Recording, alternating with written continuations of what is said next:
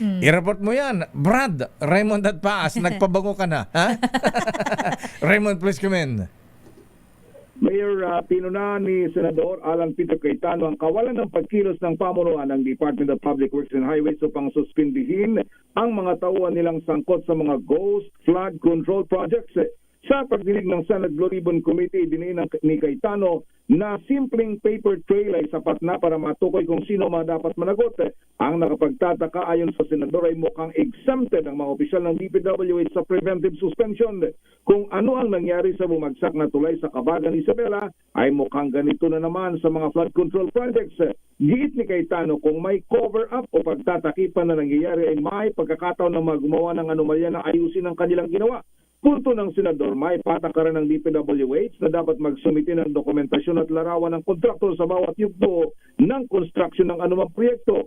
Kung wala ito ay tiyak o munong may binabalak na hindi maganda dahil may quality assurance unit anya sa bawat district at regional office ng DPWH. Ibig sabihin hanggang sa opisina ng undersecretary ay nakaabot ang completion reports para matukoy ang lahat ng may kinalaman sa ghost projects. Hinimok niya ang DPWH na linawin kung hanggang saan sa chain of command ang pisikal na pag-verify ng completion reports. Inamin ni Secretary Manuel Bunoan na nakadepende siya lagi sa report na isinusumiti ng kanyang mga tauhan. Nauna ng pinangalanan ni Senador Rafi Tulfo si Engineer Gerald Pacanan, ang Regional Director ng DPWH Region 4B Umimaropa, na siyang nasa likod ng mga maanumalyang flood control projects sa rehiyon. May sarili umano itong construction company na siyang nangasiwa sa mga substandard na flood control projects sa Mimaropa. Yung binabanggit niya kanina, Mayor, na nire-report ni Let kanina doon sa Bulacan ay binanggit ni Senador Jinggoy Estrada kahapon doon sa hearing, maliban doon sa Wawaw Builders na nakakuha ng malaking kontrata dyan, ay kasama yun yung SYMS na construction company na binabanggit niya na meron umanong mga ghost projects dyan sa unang distrito ng lalawigan ng Bulacan. Ayan, na-compare na mismo ng presidente. Walang makit ng project. Ano talaga, magic. Magic. Invisible. So, baka lumalabas, Mayor, na maliban dyan sa 15 na unang ibinigay, pagkakabanggit nga doon sa hearing kahapon, mukhang hahaba pa yung listahan.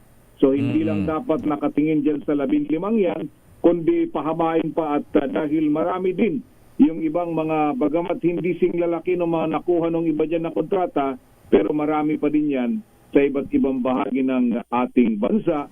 Lalong-lalo na yung mga probinsya, Mayor, at Ilay na wala naman, hindi naman gaano binabaha, pero napakaraming mga... Katulad ng Abra, Mountain Province. Ayun na nga, Mayor. Pero Brad, sandali Brad. Alam mo, may mga kontraktor na nababanggitin ang pangalan ng mga congressmen na involved dito sa mga maanumalyang project. Ano ang gagawin ng Senate Blue Ribbon Committee? Ipapatawag ba ni Senator Marcoleta? Hindi ko alam, Mayor, kasi di ba meron tayong umiiral na interparliamentary courtesy. Yung nga So itanong mo nga mamaya kung matapang ba si Senator Marcoleta na ipatawag yung mga congressmen na involved sa mga proyektong ito. Ay, depende siguro dyan, Mayor, kung merong mga magsasalita na ituturo sila, dapat lang na sumagot naman sila para maipaliwanagan yung o may paliwanag yung kanilang panig. Incidentally, Mayor, banggitin ko din lang na mukhang ready na si Senator Ping mamayang hapon. Wow. Para sa privilege speech. Privilege speech. Patay tayo dyan. Pa rin dyan sa flood control project. Kaya yun ang ating abangan. Doon sa ating nakuha ang impormasyon, mukhang siya yung unang sasalang mamayang hapon. O baka siya lang siguro ang may salang dyan. Mahaba ng interpellation yan. Depende doon sa kanyang lalamanin ng kanyang isisiwalat hinggil sa mga umano'y maanumalyang flood control project. Anong oras yan, Brad? Ang schedule, Mayor, nakita ko alas 3. Alas 3. Sige, abangan natin yan.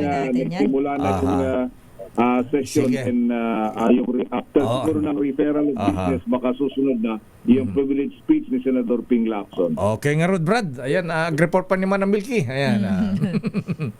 Mula sa Senado na ngayon, nagpapatuloy naman yung hearing ni ng Senate Committee on Agriculture ni Senador Kiko Pangilinan sa mga smuggling ng agricultural products. Ito si RH28, Raymond Advance para sa DCRH, una sa Pilipinas, una sa Pilipino. Maraming salamat, Brad. Raymond Dadpaas.